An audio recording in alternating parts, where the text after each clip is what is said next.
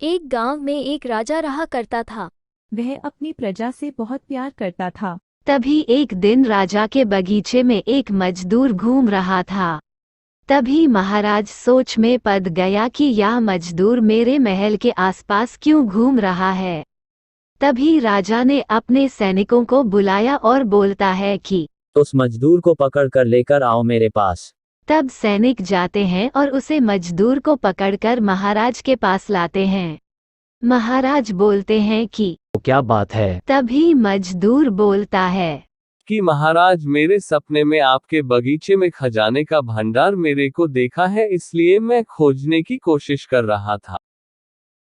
महाराज बोलते हैं कि ये बात मेरे को पहले क्यों नहीं बताई वह तुमने? मजदूर बोलता है कि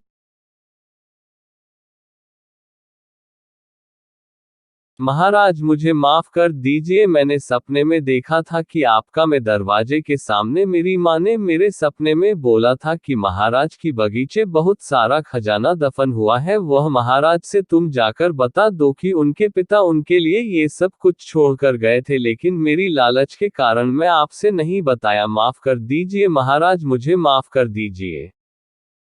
महाराज, आपके बगीचे में सोने की बहुत सारी मुद्राएं और गहना जेवर सब कुछ रखा हुआ है। यह आपके पिताजी ने अंग्रेजों से छुपा कर तहखाना में छुपा कर रख दिया था कि आपकी प्रजा किसी भी कठिनाई का सामना न करना पड़े और आने वाली आपदाओं में ये खजाना काम आ सके, लेकिन मेरी लालच ने मेरी को अंधा कर दिया।